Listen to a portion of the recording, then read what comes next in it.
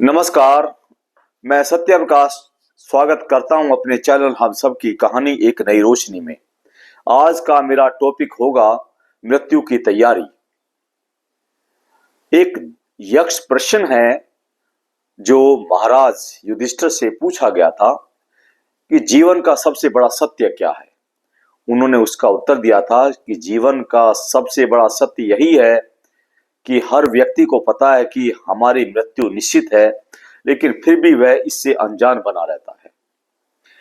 हम अगर कहीं जाते हैं घूमने के लिए तो हर चीज अपनी इकट्ठा करते हैं, छोटी से छोटी बड़ी से बड़ी हर चीज को हम लेके जाते हैं, लेकिन जीवन भर हम इस भागा दौड़ में लगे रहते हैं। हमें पता है हमें अगली यात्रा पर जाना है, लेकिन हम इसकी कोई तैयारी नहीं करते। इस विषय पर मेरे विचारों को आप नकारात्मक न मानिए, इसको सकारात्मक दृष्टि से सोचिए। जीवन में थोड़ा सा समय निकाल करके इस पर थोड़ा सा विचार जरूर करें। हम इस मृत्यु के शब्द को ही सुन करके हमें डर लगने लगता है, लेकिन ये मृत्यु हमारे साथ कनेक्टेड है। जिस दिन हम पैदा होते हैं हमारी मृत्यु उसी दिन शुरू भी हो जाती है। हम एक दिन में नहीं मरते हैं। इसलिए जो इस धरती पर जीवित हुआ है वह मरा भी जरूर है। हर चीज की परसेंटेज चेंज हो सकती है, लेकिन मृत्यु की दर हमेशा 100% ही रहती है। जितने जिएंगे उतने मरेंगे। इसलिए मृत्यु के लिए हमें अपनी तैयारी करते रहना चाहिए। तैयारी का मतलब होता है कि हमें अपने अच्छे कर्म करते रहें, पुण्य कर्म करते रहें, यही हमारे साथ जाते हैं। हमें यहाँ से छोड़ने के बाद हमारी कोई हेल्प नहीं करता है। ये मनुष्य अपनी तसल्ली के लिए, अपनी सेटिस्फैक्शन के लिए इस पृथ्वी पर जो उसके परिचित रह जाते हैं, तरह तरह की क्रियाएं करते हैं, लेकिन असली जो बात है वह वही उसकी जो पुण्य कर्म है वही उसको सद्गति देंगे। इसलिए इस जीवन में इस शब्द को हमेशा याद रखें और मृत्यु की तैयारी के लिए हमेशा ऐसे तैयार रहें कि जैसे कोई बिल्कुल एकदम रेडी।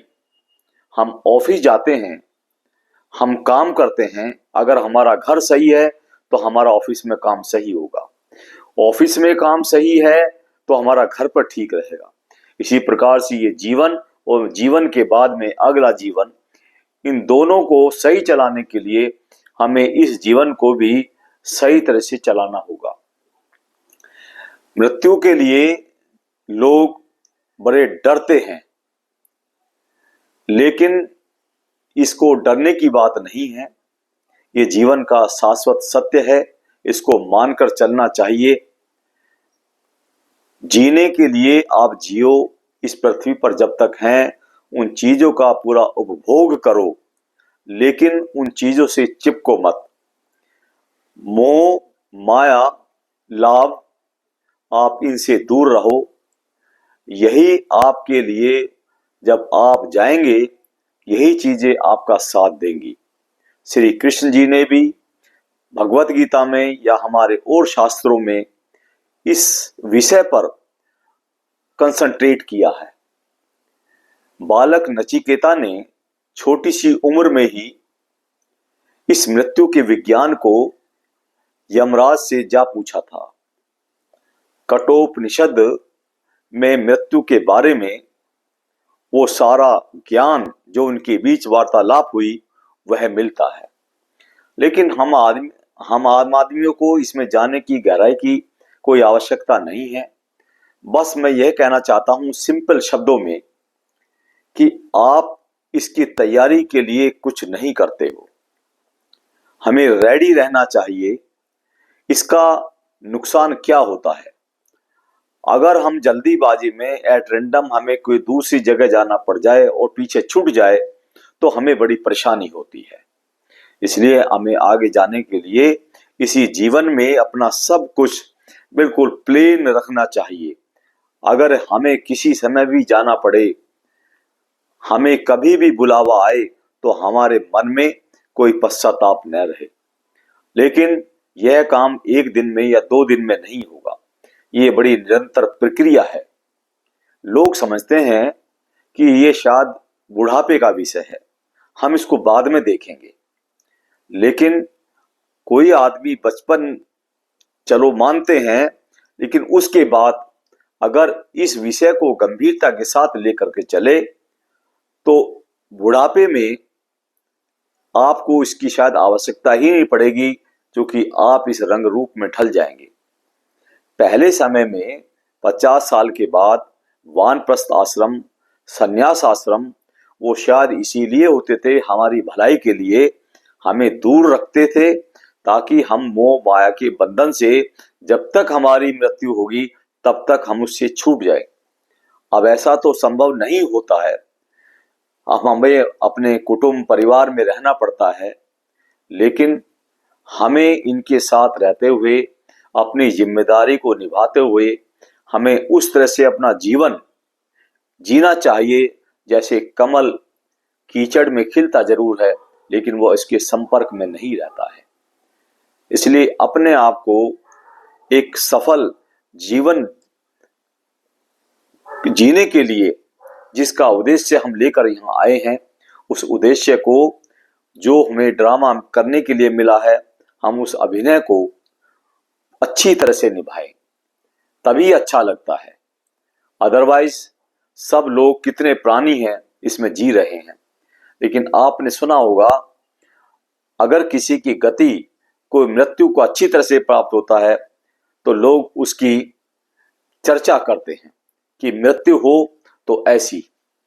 तो कम से कम हम जितने काम करते हैं, रोजाना एक अच्छा काम जरूर करें, और इस शब्द को नकारात्मक रूप से न लें, सकारात्मक रूप से लें, और हमेशा अच्छे काम करते हुए, पुण्य काम करते हुए, जैसे हम अपना धन जमा करते हैं किसी जरूरत के समय के लिए, इसी तरह से हम अपने बैंक में, हमारा जो आत्मिक बैंक है, उसमें भी हम अपने कर्म जमा करते रहें। यही कर्म हमारे आगे आने वाले जीवन के लिए सिद्ध होगा। हमारा बैंक बैलेंस कितना है, हमारा संचित कर्म कितने हैं, उसमें कितने अच्छे हैं, कितने बुरे हैं, तो इसी पर हमारा अगला जीवन निश्चित होगा।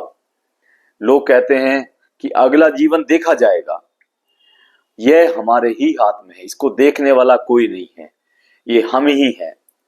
एक इंपॉर्टेंट बात मैं और बताना चाहूंगा इसमें, सबसे बड़ा फैक्ट तो अगर लोगों के समझ में आ जाए कि हमारी मृत्यु होती ही नहीं है। सब सुनते हैं, गीता में भी सुनते हैं, लेकिन कंठ में इस चीज को नहीं उतारते। हकीकत यही है कि हम कभी मरते नहीं हैं, केवल हमारे शरीर बदलते हैं, लेकिन हम इसी माया जाल में फंसे रहते हैं। एक इंपॉर्टेंट बात और है यहाँ पर कहने के लिए कि लास्ट टाइम में हमारी जो भाव होंगे, हमारे भाव ऐसे ही अगले जीवन में ट्रांसफर हो जाएंगे। हमारी बुद्धि, हमारी चेतना, जिस तरह से धुआं, अगरबत्ती का धुआं हवा में शामिल हो जाता है, इसी प्रकार से हमारी बुद्धि और चेतना भी हमारे मरने के बाद हमारे साथ, हमारे सबकॉन्शियस माइंड कारण शरीर में हमेशा स्टोर रहती है।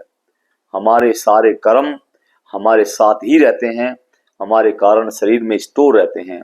इसलिए कोशिश कीजिए, अच्छे काम कीजिए, अपना बैंक बैलेंस की जगह अपने कर्म के बैंक को बढ़ाइए। आशा करता हूं आप मेरे इन विचारों को थोड़ा थोड़ा फॉलो करेंगे और इस विषय पर थोड़ा ध्यान देंगे। धन्यवाद।